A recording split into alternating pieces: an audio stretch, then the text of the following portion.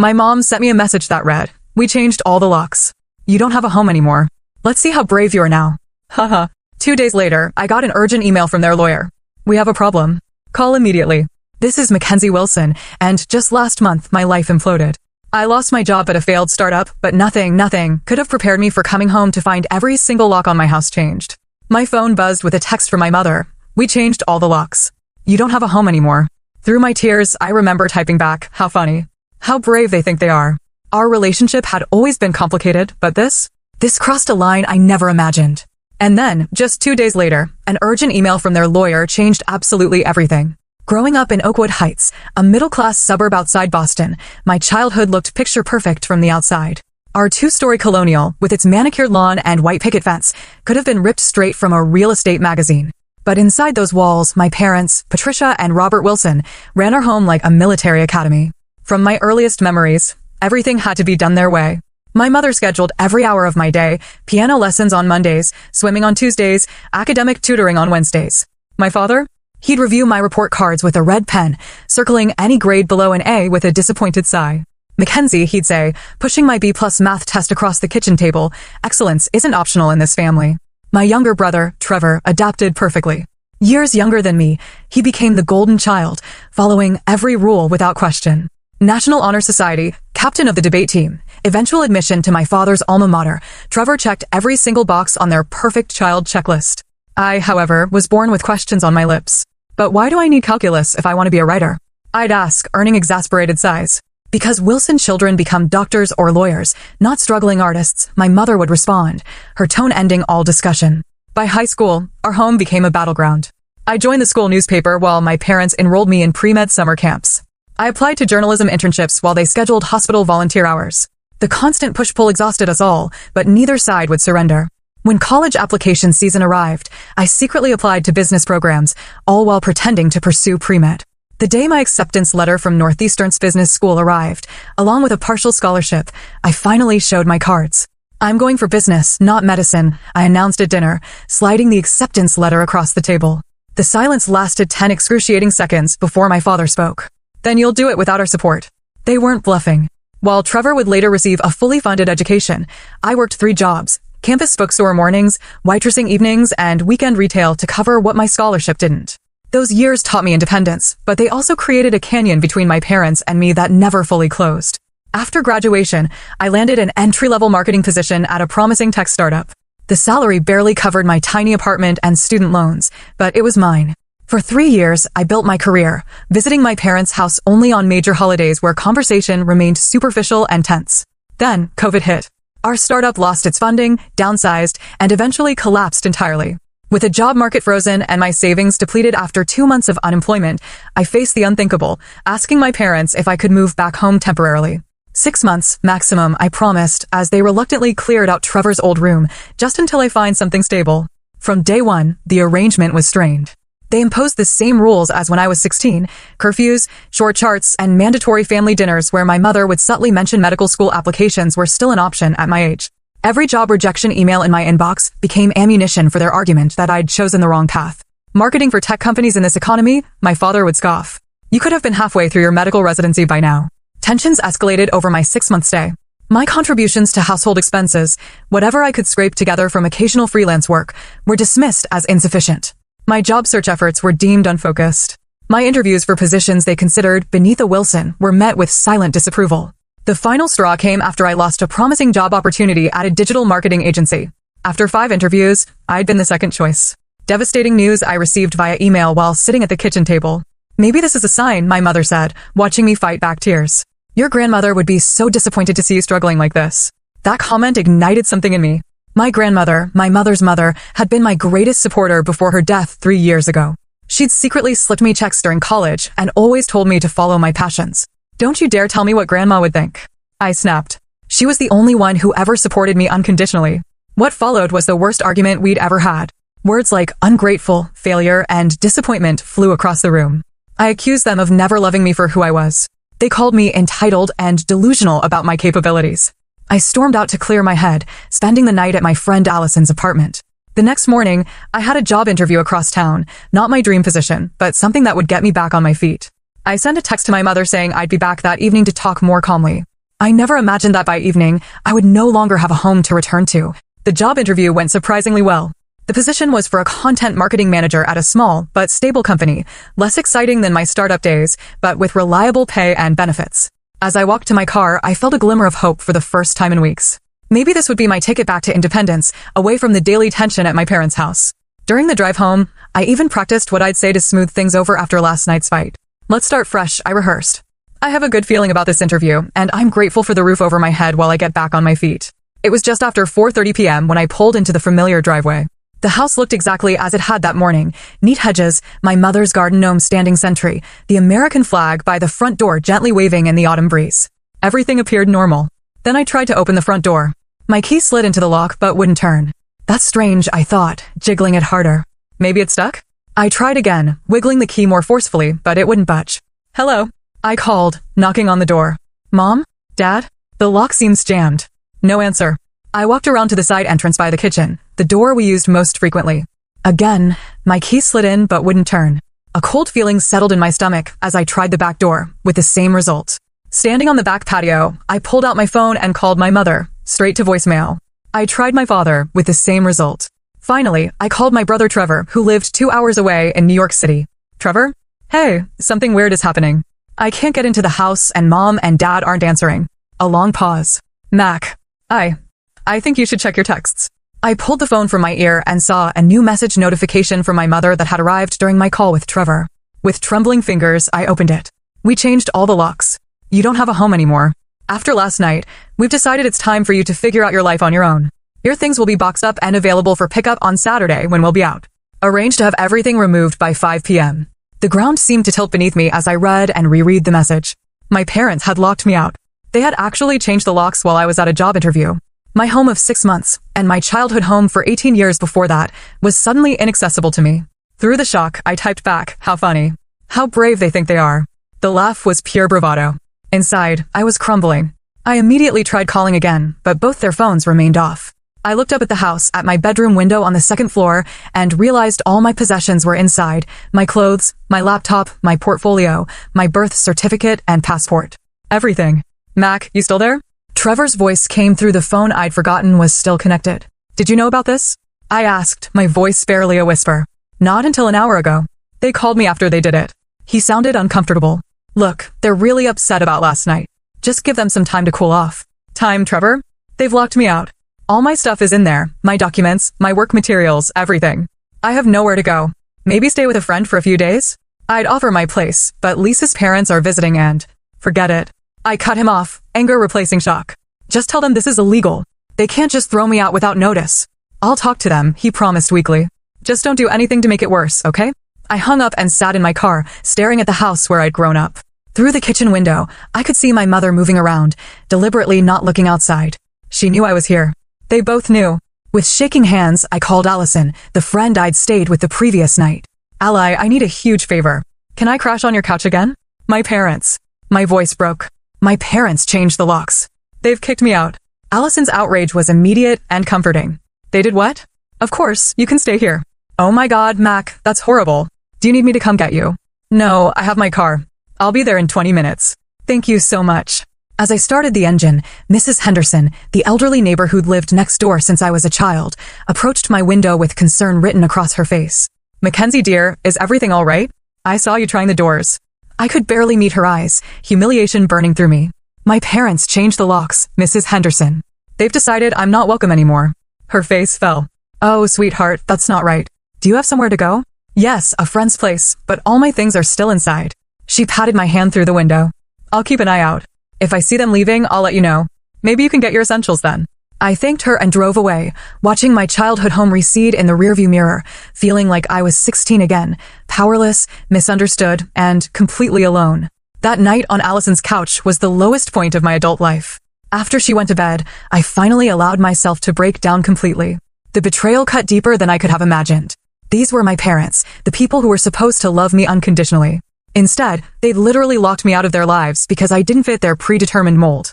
I scrolled through old family photos on my phone until 3 a.m., wondering where it all went so wrong and how I would rebuild my life from scratch with most of my possessions held hostage. Little did I know that in just 2 days, an unexpected email would turn the entire situation upside down. Waking up on Allison's couch the next morning, it took a few disorienting seconds to remember why I wasn't in my own bed. Then reality crashed down. I was effectively homeless. The validation of having a permanent address, a key that opened a door to my own space, had been stripped away overnight. I made coffee, Allison said, padding into the living room in fuzzy slippers. Her one-bedroom apartment was tiny but cozy, filled with plants and colorful throw pillows. And I called in sick to work. Figured you could use the company. You didn't have to do that, I said, fighting back a fresh wave of tears at her kindness. Well, someone should be on your side. She handed me a steaming mug. So, what's the plan? Plan. Right. I needed a plan. First, I tried calling my parents again. Both numbers went straight to voicemail. I left messages that started calm and became increasingly desperate. Mom, Dad, please call me back. We need to talk about this. This is illegal. You know you can't just throw someone out without notice. Please, at least let me get my important documents and work computer. No responses. Around noon, I drove back to the house, hoping to catch them leaving or returning so I could talk face to face. The driveway was empty, but both their cars were gone. I'd forgotten it was Wednesday, my mother's standing lunch with her church friends, my father's golf day. Mrs. Henderson spotted me from her garden and hurried over. They left about an hour ago, she confirmed. Your mother was carrying a shopping list, so they might be gone a while. I eyed the house, considering my options. Could I find an open window? Should I call a locksmith? But then what? Break into my own home, only to have them call the police on me? Mackenzie, Mrs. Henderson said gently. Your father gave me this for you before they left. She handed me a sealed envelope. Inside was a typed letter, cold and formal. Any attempt to enter the premises without our permission will be considered trespassing. Your belongings will be available for collection on Saturday between 2 to 5 p.m. as previously arranged. We expect all items to be removed at that time. The letter wasn't even signed, just printed like a notice to a tenant. I don't understand how they can do this, I said, voice breaking. That's my home too. Mrs. Henderson shook her head sadly. I've known your parents for 25 years, and I've never approved of how they treated you. Your grandmother, Eleanor, would be heartbroken to see this. The mention of my grandmother sent a fresh pang through my chest. She'd been my safe harbor during the worst storms with my parents. After she passed 3 years ago, I'd lost my greatest ally. Thank you for being kind, I told Mrs. Henderson. At least I know someone's watching the house. I'm worried about my things. I'll keep an eye out, she promised. And Mackenzie, this isn't your fault. Remember that. The rest of the day became a blur of logistics, the unglamorous reality of sudden displacement. I visited a nearby coffee shop with free Wi-Fi to job hunt, made an appointment at the DMV to replace my driver's license. The original was inside the house, and called my bank. The bank delivered another shock. My parents had removed me from the joint account we'd established when I was in college, the account where my freelance checks were deposited, the account that contained my last $847. The primary account holders made this change yesterday afternoon, the bank representative explained apologetically. There's nothing we can do since you were listed as a secondary holder. I'd been financially cut off too. My parents weren't just forcing me out, they were systematically erasing my safety nets one by one. That evening, scrolling through social media on my phone, I saw Trevor had posted family dinner photos, my parents smiling around a homemade lasagna, my mother's specialty. The caption read, "Nothing like mom's cooking. Blessed family time." I threw my phone across Allison's couch. They're acting like everything's normal, I said when she looked up, startled. Like they didn't just throw their daughter onto the street. And Trevor's playing along. Allison retrieved my phone. Your brother's always been their puppet, you know that. He could at least acknowledge what they did was wrong. She paused. Family loyalty is complicated. Speaking of which, you can stay here through the weekend, but Ethan's moving in Monday, remember? Ethan was Allison's boyfriend. They'd been planning to move in together for months. Of course, I'll figure something out by then. But the walls were closing in. I'd been job hunting for months with no success. My savings were gone. My possessions were being held hostage, and now I had 3 days to find new accommodations with no income. That night, sleeping fitfully on Allison's couch, I was plagued by stress dreams, showing up to job interviews naked, running through endless hallways of locked doors, my parents laughing as I frantically tried key after key. I woke up exhausted, with a tension headache pressing behind my eyes. You look terrible, Allison said, not unkindly. Maybe you should talk to someone. Like a therapist. With what money? No, like a lawyer. What your parents did has to be illegal. The thought had crossed my mind, but attorneys cost money I didn't have. Besides, suing my own parents felt like crossing a line, even after everything they'd done. Let me see what happens Saturday when I get my things, I said. Maybe they'll have cooled off by then. But deep down, I knew better. This wasn't a spontaneous action. It was the culmination of years of conditional love. My parents had finally found the ultimate way to control me by removing my security completely. That afternoon, I used the last of my cash to buy a prepaid phone card, worried my phone bill wouldn't process with my account frozen. I was applying for a barista position, Any job would do at this point when my email notification chimed. Sender, Sanders and Wilson Law Firm. Subject, urgent, regarding Wilson family property and assets. My heart plummeted. Were my parents actually suing me now? For what? Being a disappointment? With trembling fingers, I opened the email that would completely transform my understanding of the past 28 years. The email began formally. Dear Miss Wilson, I am contacting you regarding urgent matters pertaining to the Eleanor Wilson Trust, for which our firm serves as legal executive. Recent events have necessitated our immediate intervention. Eleanor Wilson? My grandmother? I read on, my heart racing. It has come to our attention that your current residential status has been compromised, which constitutes a direct violation of the terms established in your grandmother's trust.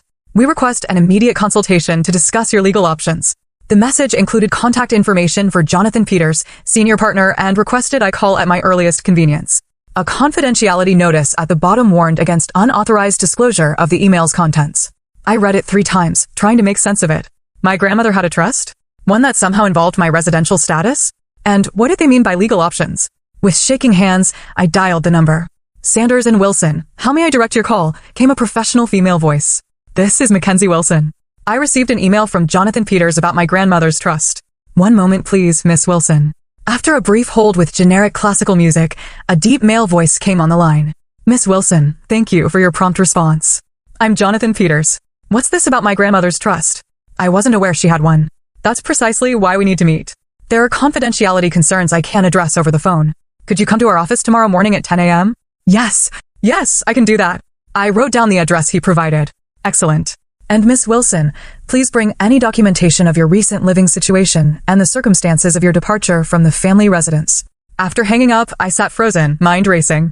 My grandmother had always been the family maverick, a successful business owner who married late, traveled extensively, and frequently butted heads with my mother over parenting philosophies. While my parents pushed me toward prestigious, practical careers, Grandma Eleanor encouraged my creativity and independence. Some people need to control others to feel secure, she once told me during a particularly difficult period with my parents. True strength is letting people find their own path while standing ready to catch them if they fall. She'd passed away 3 years ago from a sudden heart attack. The funeral was brief and formal, just as my mother preferred. I remembered being surprised that Grandma's substantial estate seemed to transfer to my parents without much legal process, but I'd been too grief-stricken to question it. Now memories flooded back, little comments my grandmother had made, meaningful glances when my parents discussed her assets, her insistence on speaking with me alone during her final years. One day, Mackenzie, she'd said during our last visit, you'll understand just how much I believe in you. Promise me you'll never let them crush your spirit. I'd attributed it to the usual grandmother encouragement. What if it had been something more? That night, I barely slept, my mind constructing countless scenarios.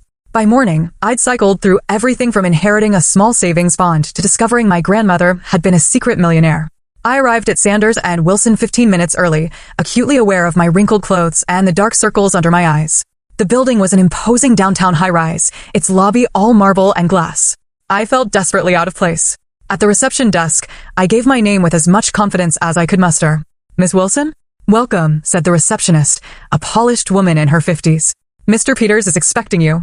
15th floor, suite 1520. The elevator ride gave me time to compose myself. Whatever this meeting revealed, I needed to appear capable and collected. Suite 1520 opened into a tasteful reception area with leather seating and discreet lighting. Before I could approach the desk, a tall man with silver hair and a tailored suit emerged from an interior office. Miss Wilson, Jonathan Peters. Please come in. His office was spacious, but not ostentatious, with views of the city's skyline and walls lined with law books. He gestured to a comfortable chair across from his desk. Thank you for coming on such short notice. I understand you're in a difficult situation. That's putting it mildly, I said, then caught myself. Sorry, it's been a stressful few days. Completely understandable. He opened a thick folder on his desk. Miss Wilson, were you aware that your grandmother established a family trust prior to her death? No. I knew she had assets, but my parents handled everything after she passed. That's part of the problem. His expression turned grave. Your grandmother established what we call a conditional trust. The Wilson family home, where you've been living until recently, was placed in this trust, along with significant financial assets. My heart began to race. What kind of conditions? The primary condition was that the property would remain your family home, with guaranteed residence rights for all direct Wilson family members, including you. Your parents were named trustees, but their right to occupy the property was explicitly contingent on your continued access to the home whenever you needed it. The implications hit me like a physical blow. Are you saying the house is actually part of my grandmother's trust? Not my parents' property. Correct. The house belongs to the Eleanor Wilson Trust. Your parents have been receiving a monthly stipend from the trust to maintain the property, with the understanding that it would always remain available to you. And by changing the locks and barring me from entry, they've violated the fundamental terms of the trust. He confirmed. Which is why our firm, as the trust's legal executive, was automatically notified. Automatically notified? How? Your grandmother was quite thorough. The trust includes monitoring provisions. When your access credentials failed to open the locks on 3 separate doors within a short time frame, it triggered an alert. I must have looked stunned, because he added gently, your grandmother anticipated potential family dynamics issues. She wanted to ensure your interests were protected. Tears welled in my eyes as the full meaning sank in. My grandmother hadn't just loved me, she'd taken concrete steps to protect me from exactly the kind of rejection my parents had just enacted. There's more, Jonathan continued, pulling out additional documents. The trust includes substantial educational funds that were to be made available to you upon request. According to our records, you've never accessed these funds despite completing your degree. Did you apply for these through your parents? No, I whispered. I worked multiple jobs to put myself through college. My parents said they wouldn't support my business degree. Jonathan's expression darkened. I see. That's extremely concerning, as your parents, as trustees, were legally obligated to inform you of these available funds. We'll need to investigate whether there's been financial impropriety. The room seemed to spin around me.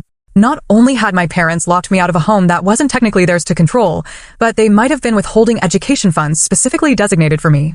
What happens now? I asked, my voice barely audible. You have several options, Jonathan said, his tone becoming more formal. As the trust beneficiary, you can invoke immediate enforcement of its terms, which would require your parents to restore your access to the property within 24 hours or face significant financial penalties, including potential removal as trustees. You mean I could force them to let me back in? Or potentially remove them? Yes. Alternatively, we could negotiate a settlement that respects your grandmother's intentions while allowing for an amicable resolution. This might include establishing separate housing for you, funded by the trust, while your parents continue to occupy the family home under revised conditions. I sat in stunned silence, trying to process this complete reversal of power. For my entire life, I'd been at my parents' mercy, financially, emotionally, practically. Now, in a twist I could never have anticipated, I held significant legal leverage. I need time to think, I finally said. Of course. Jonathan handed me a USB drive. This contains digital copies of the relevant trust documents for your review. I suggest you familiarize yourself with your full rights before deciding how to proceed. We'll need your decision within 3 days, as the trust terms require prompt action on violations. As I stood to leave, a final question occurred to me. Mr. Peters, how did you know my parents had locked me out? I understand the key alert, but how did you know the details? A small smile crossed his face. Your grandmother requested specific monitoring of the property.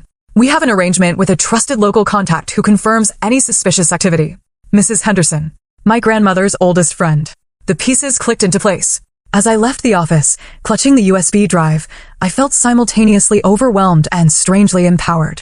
My grandmother had seen this coming. She created a safety net I never knew existed. For the first time since finding myself locked out, I felt something unexpected, hope. Back at Allison's apartment, I plugged the USB drive into my phone's adapter and began reading through the trust documents.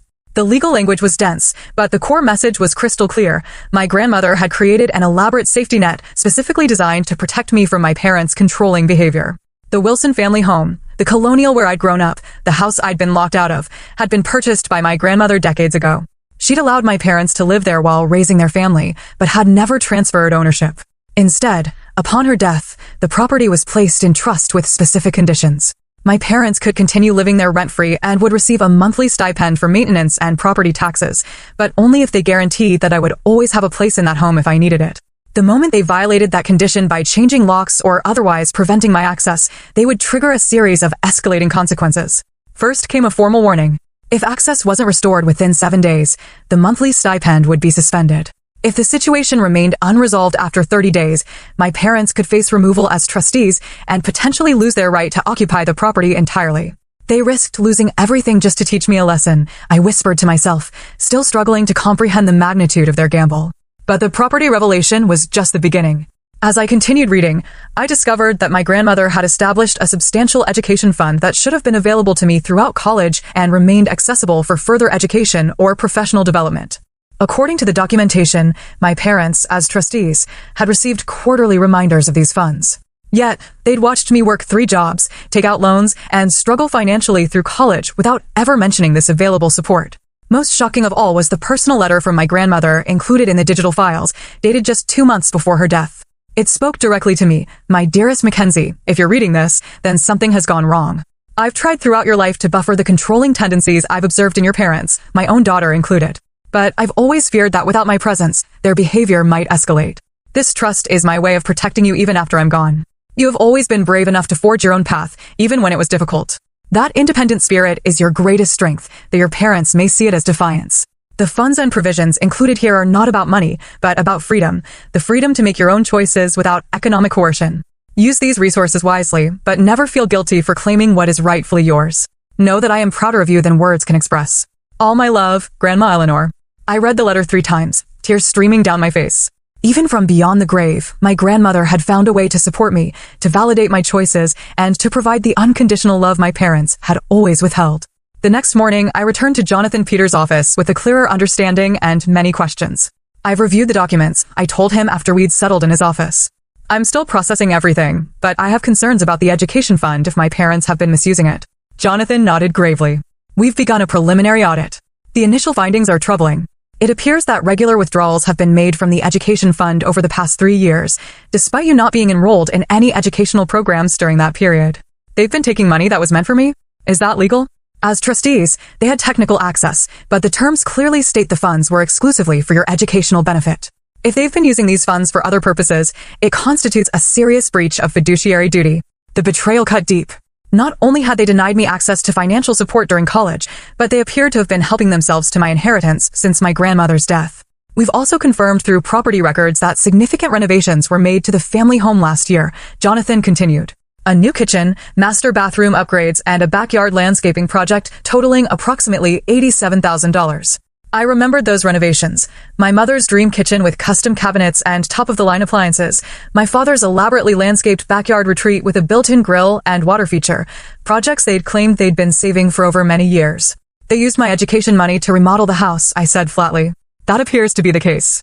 We'll need to conduct a full forensic accounting to determine the exact amounts and timing. I sat back, overwhelmed by the scale of deception. What are my options? Jonathan outlined 3 potential paths forward. First, I could pursue immediate and full enforcement of the trust terms, which would likely result in my parents being removed as trustees, potential legal action to recover misappropriated funds, and a forced restoration of my residence rights. Second, I could seek a negotiated settlement that would acknowledge the violations, but allow for a more measured resolution.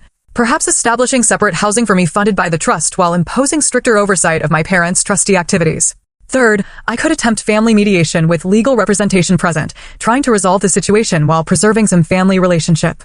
Given what I've learned, why would I choose anything but the first option? I asked. Jonathan leaned forward, his expression serious. Miss Wilson, in my 30 years of practice, I've seen how family legal battles can unfold. Even when someone has been deeply wronged, as you have been, the emotional cost of a protracted legal fight against one's own parents can be devastating. I would be remiss not to present all options. I appreciated his candor. What would you recommend? I suggest we begin with a formal legal notice outlining the trust violations and your rights as beneficiary. This gives your parents an opportunity to respond before we take more aggressive action. Sometimes, simply demonstrating that the power dynamic has shifted is enough to bring the other party to the table. It made sense. Let's do that. I'll prepare the documents today. We can deliver them tomorrow. As I stood to leave, a final question nagged at me. Mr. Peters, did my grandmother ever express why she set up such elaborate protections? Did she know my parents would do something like this? He considered his words carefully. Your grandmother was a remarkably perceptive woman. During our discussions about this trust, she expressed concern about what she called conditional love, the tendency of your parents to withdraw support whenever you made choices they disagreed with. She believed this pattern might escalate after her passing. She saw it all so clearly, I murmured. Indeed. Her primary concern was ensuring you would have the freedom to build your life on your own terms, without economic coercion. That's why the trust includes not just housing provisions, but educational and career development funds as well. As I left the law office, I felt a complex mix of emotions: grief for my grandmother, who had understood my struggles so deeply, rage at my parents for their deception, and a growing sense of determination. This wasn't just about reclaiming my place in the family home anymore. It was about standing up for myself in a way my grandmother had always believed I could. The formal legal letter was delivered to my parents the following day by courier. Jonathan called to confirm receipt and warned me to prepare for their reaction. It came within hours, a barrage of calls and texts from both parents, ranging from incredulous to furious to suddenly conciliatory. What is the meaning of this? My father demanded in his first voicemail. Some lawyer shows up with ridiculous accusations about your grandmother's wishes. This is outrageous. My mother's approach was more emotional. Mackenzie, I can't believe you would do this to your own family after everything we've done for you. Please call us immediately. An hour later, their tone had shifted dramatically. Honey, there's clearly been a misunderstanding, my mother's text read. We never intended for you to leave permanently. Let's talk this through as a family. I forwarded each message to Jonathan without responding directly. His advice was clear: let the legal process work without getting drawn into emotional manipulation. Late that evening, Trevor called. Mac, what the hell is going on? Mom and Dad are completely freaking out about some trust and lawyers showing up at the house. Did they tell you what they did? Locking me up? Taking my education money. A long pause. They said you're twisting things, that Grandma's trust was meant for the whole family and you're trying to use it against them. I laughed bitterly. Of course, that's what they said. Ask them about the $120,000 kitchen remodel paid for with my education fund. That can't be right. They said they saved for years. Trevor, I have the financial records. They've been stealing from me since Grandma died, just like they've been controlling both of us our entire lives. Another long silence. I don't know what to believe right now. Then come to the meeting Jonathan is arranging. A formal discussion with all parties present. See the evidence for yourself. After I hung up, I felt a strange calm settle over me. For the first time in my life, I wasn't powerless against my parents' manipulation. I had truth, legal standing, and my grandmother's unwavering support, even from beyond the grave. The stage was set for a confrontation that would either tear my family apart completely or force a long overdue reckoning with decades of controlling behavior and conditional love. Either way, I was finally ready to stand my ground. The meeting was scheduled for the following Tuesday at 10 a.m. in a conference room at Sanders and Wilson. Jonathan suggested neutral territory would be best for such a charged discussion. I spent the days leading up to the confrontation preparing, both practically and emotionally. Jonathan provided me with a complete financial breakdown of the trust, highlighting specific instances where funds designated for my education and welfare had been misappropriated. The total exceeded $120,000 over 3 years, money that should have supported my education and career development. Allison helped me assemble a professional outfit from her closet, since most of my clothes were still at my parents' house. You need to look like you're in charge, she insisted, lending me a tailored navy blazer and crisp white blouse. The morning of the meeting, I arrived 30 minutes early, my stomach in knots despite my preparation. Jonathan met me in the lobby. Remember, he advised as we rode the elevator, this isn't about punishment. It's about establishing boundaries and ensuring your grandmother's wishes are honored moving forward. The conference room was intimidatingly formal, a long mahogany table surrounded by leather chairs, water pitchers, and glasses at each place setting. Jonathan had arranged for an associate to take notes and for a financial advisor from the trust management team to be present. At precisely 10 a.m., my parents arrived, accompanied by a lawyer of their own, Gregory Walsh, a longtime family friend and my father's golf partner. My brother Trevor slipped in behind them, looking uncomfortable and out of place. The initial greetings were stiff and formal. My mother attempted to approach me with an embrace, but I stepped back, maintaining professional distance. Her hurt expression might have affected me once, but I now recognized it as a manipulation tactic. Once everyone was seated, Jonathan opened the proceedings. We're here today to address serious concerns regarding the administration of the Eleanor Wilson Trust, specifically violations of the residence provision and potential misappropriation of designated funds. My father immediately interrupted. This is ridiculous. Eleanor was my mother-in-law. We had countless conversations about her wishes for the family home. With all due respect, Mr. Wilson, Jonathan replied evenly, the legal documents speak for themselves. The trust terms are explicit regarding Miss Mackenzie Wilson's guaranteed right to reside in the family home whenever needed. He slid copies of the relevant trust sections across the table. Furthermore, he continued, our financial audit has identified numerous withdrawals from the education fund that appear to have been used for home renovations and personal expenses rather than Miss Wilson's educational benefit, as stipulated. My mother's face had gone pale. My father looked between his lawyer and Jonathan, clearly unsettled by the directness of the accusations. Mr. Walsh cleared his throat. We acknowledge there may have been some technical violations of the trust terms, but these were minor administrative oversights, not deliberate breaches. Changing the locks to explicitly bar a beneficiary from the residence is hardly a technical violation or administrative oversight, Jonathan countered, his tone still professional but with an edge of steel. Nor is withdrawing over $120,000 from a designated education fund for personal home improvements. Trevor's head snapped up. $120,000? Mom? Dad? You said it was just some maintenance expenses. My father shot him a warning look. For the next hour, Jonathan methodically presented the evidence, financial records, property invoices, text messages documenting the lockout, and my grandmother's explicit instructions regarding my welfare. With each new piece of evidence, my parents' position weakened visibly. Finally, when the financial presentation concluded, Jonathan turned to me. Miss Wilson, would you like to address your concerns directly?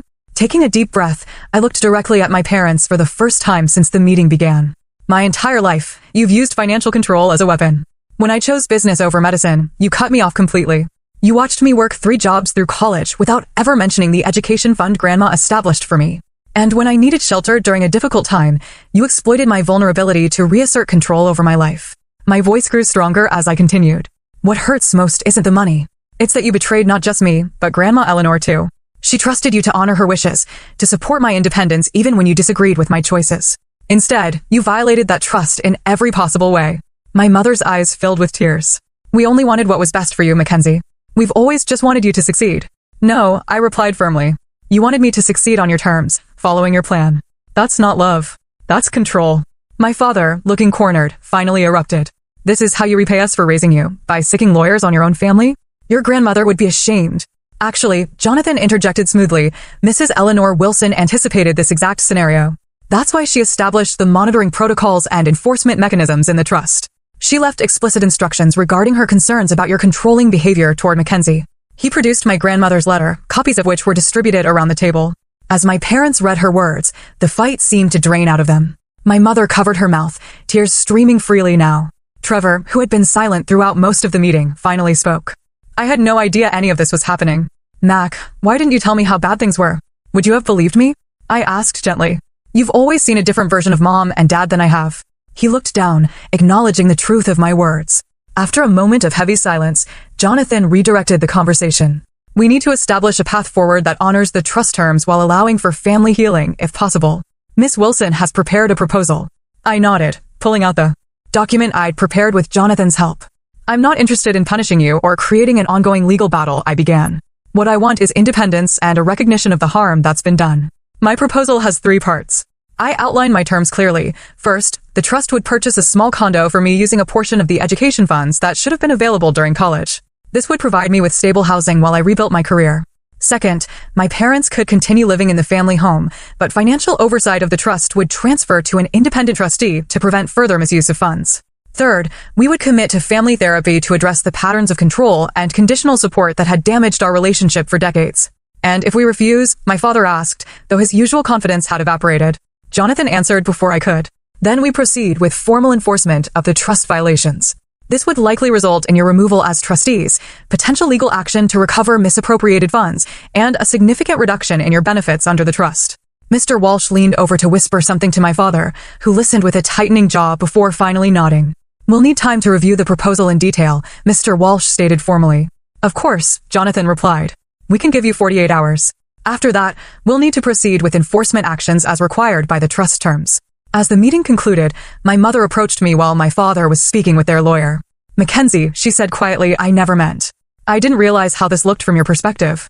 It wasn't an apology, not really, but it was perhaps the closest she could come in that moment to acknowledging harm. I know, Mom, I replied. That's why I included family therapy in my proposal. We need to learn how to communicate without control or manipulation. She nodded, a complex mix of emotions crossing her face. As everyone filed out of the conference room, Trevor hung back to walk with me. I should have paid more attention, he said. I knew things were always tense between you and them, but I had no idea about the money or how they treated you during college. You were the good child, I said without bitterness. You never had reason to see that side of them. I want to help fix this, he offered. Whatever happens next. For the first time in days, I felt a glimmer of hope that some family relationships might be salvageable, even if they would never be the same. 47 hours later, Jonathan called with news. My parents had accepted the proposal, with only minor modifications to the therapy requirements. The process of establishing my new housing would begin immediately, and I would have access to the family home to retrieve my belongings whenever I wished. The confrontation hadn't been the dramatic showdown I'd imagined, with villains vanquished and justice thunderously served. Instead, it had been something more complex, a painful but necessary dismantling of harmful patterns that had persisted for decades. As I hung up the phone, I realized my grandmother had given me not just financial security, but something far more valuable, the opportunity to break this cycle of conditional love and control that had defined my family for generations. 1 month after the settlement, I stood in the living room of my new condo, still amazed by the turn my life had taken. The space was modest, but entirely mine, a 1-bedroom unit in a pleasant neighborhood, purchased with funds from my grandmother's trust. Natural light streamed through large windows, illuminating walls I could paint any color I wanted, shelves I could fill with books my parents would never approve of, and a life I could shape according to my own values. The settlement had proceeded smoothly. Once my parents accepted the inevitable, the trust purchased the condo and established a monthly stipend to help me rebuild while I searched for permanent employment. My parents retained the family home, but with an independent trustee overseeing all financial decisions related to the trust, a humbling arrangement for my father, especially. Most of my possessions had been retrieved from my parents' house during a tense but civil Saturday afternoon. Trevor had helped, acting as a buffer when my father made passive-aggressive comments about ungrateful children, and my mother vacillated between tearful appeals and cold silence. "They'll adjust eventually," Trevor had whispered as we loaded boxes into his SUV. This is the first time they've ever faced real consequences. The most challenging aspect of the settlement was the mandatory family therapy. Our first session had been nearly unbearable. My father initially refused to speak, my mother cried continuously, and the therapist, Dr. Bennett, had her work cut out maintaining any semblance of productive dialogue. Family patterns don't develop overnight, and they won't be resolved quickly either, she warned us at the end of that first difficult hour. This process requires commitment from everyone. To my surprise, my parents had continued attending. My father's participation remained minimal, but each session brought tiny moments of clarity. During our third meeting, my mother had acknowledged for the first time that her parenting had been shaped by her own mother's controlling behavior, the very pattern my grandmother Eleanor had tried to break. "Mom could be so critical," she admitted quietly. "Nothing I did was ever good enough. I promised myself I'd make sure my children succeeded where I had failed. I thought I was being a good mother by pushing you." It wasn't an apology, but it was the beginning of understanding. Meanwhile, I'd begun my own individual therapy with Dr. Rivera, a compassionate woman who specialized in family trauma. "What you're experiencing is a massive shift in power dynamics," she explained during our second session. "For your entire life, you've been the dependent one, the one seeking approval. Now, suddenly, you hold significant leverage. That's a difficult transition for everyone." She helped me work through the complex emotions, the vindication tinged with guilt, the grief for the parents I'd wished for, the lingering anger at years of manipulation, and the tentative hope for a healthier relationship in the future. "Forgiveness doesn't mean forgetting or excusing," Dr. Rivera reminded me often. "It means releasing the expectation that the past could have been different and choosing how to move forward with clear boundaries." Those boundaries became my focus. As I rebuilt my life, with stable housing secured and basic financial needs met through the trust, I could finally pursue career opportunities that aligned with my values, rather than merely accepting any position out of desperation. I applied to a master's program in digital marketing, something I'd always wanted to pursue but couldn't afford after undergrad. Using legitimate education funds from the trust, I enrolled in fall classes, feeling a profound sense of following my grandmother's intended path. Trevor and I developed a closer relationship through this process. Free from our parents' comparative dynamics, we discovered a genuine friendship. He confessed that he'd always envied my courage to pursue my own interests despite our parents' disapproval. He admitted during a coffee meetup, perfect grades, right college, right career, and I'm not even sure I like being an accountant. I just never questioned it. "It's never too late to make changes," I told him, recognizing how much I sounded like our grandmother. The most unexpected development came from Mrs. Henderson, my parents' neighbor who had shown me kindness during the lockout. She invited me to tea one afternoon and revealed that she had been my grandmother's closest friend and confidant. "Eleanor worried about you constantly," she told me, serving Earl Grey in delicate cups. "She saw how Patricia and Robert's controlling behavior was affecting you. That's why she established the trust the way she did." "You were her eyes and ears," I realized, the local contact Jonathan mentioned. She nodded. "Eleanor asked me to keep watch over you, especially after she was gone. When I saw them changing those locks, I knew immediately it was what she had feared most." "Thank you," I said, fighting tears, for helping her protect me. "She was so proud of you, dear. Your independence, your determination to forge your own path, those were qualities she valued above all else." Those words stayed with me, becoming a touchstone as I navigated my new reality. 6 months after the settlement, things had reached a tentative equilibrium. Family therapy continued with incremental progress. My parents and I maintained a careful distance, Sunday dinners once a month, brief phone calls weekly. The raw edges of betrayal were slowly healing, though our relationship would never return to what it had been. Perhaps that was for the best. My mother had begun individual therapy herself, occasionally sharing insights about her own upbringing that helped me understand, if not excuse, her behavior. My father remained more resistant to change, but had stopped actively undermining the therapy process. The trust continued operating as designed, with transparent financial reporting that prevented further misuse. I accessed education funds appropriately for my master's program, experiencing for the first time the support my grandmother had intended all along. As I prepared for my second semester of graduate school, I received an unexpected email, a marketing internship opportunity with a growing digital agency, perfectly aligned with my studies. I applied immediately and was called for an interview. The morning of the interview, I stood before my mirror, professional and confident in a way I hadn't been during those desperate job searches months earlier. On my nightstand sat a framed photo of my grandmother Eleanor, her wise eyes and subtle smile seemingly approving of the woman I was becoming. I picked up the photo, speaking softly to her image. You saw it all coming, didn't you? You knew I need protection, and you made sure I had it when the time came. I wish you were here to see that your plan worked.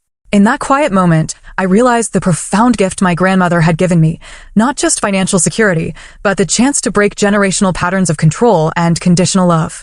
She had created the safety net that allowed me to stand firm in my own truth and build a life based on authenticity rather than others' expectations. As I headed out the door to my interview, I felt her presence with me, along with a deep sense of gratitude for her foresight and unconditional love. The journey hadn't been easy, and there was still healing ahead, but I was finally walking a path of my own choosing, exactly as my grandmother had intended.